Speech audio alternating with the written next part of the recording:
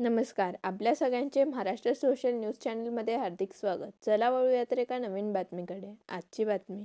धुळे शहरातील 100 फुटी रोड परिसरात असलेल्या युनिटी सर्कल जवळील एका झोपडपट्टी परिसरात मिसफायरिंगची घटना घडली असून या घटनेत एक 50 वर्षीय मुस्लिम महिला जखमी झाल्याची माहिती समोर आली आहे. जखमी महिलेची प्रकृती सध्या स्थिर असून पोलीस प्रशासनाने घटनास्थळी भेट देत गोळीबाराचा स्रोत आणि परिस्थिती स्पष्ट करण्यासाठी तपासणी सुरू केली आहे.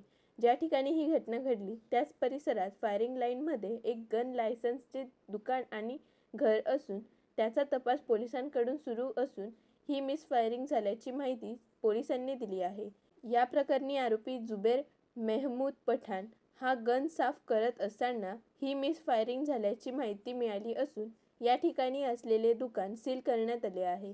तसेच संबंधित व्यक्तीचे गन लायसन्स हे कॅन्सल करण्याचा प्रस्ताव देखील जिल्हाधिकाऱ्यांकडे पाठवण्यात आला आहे.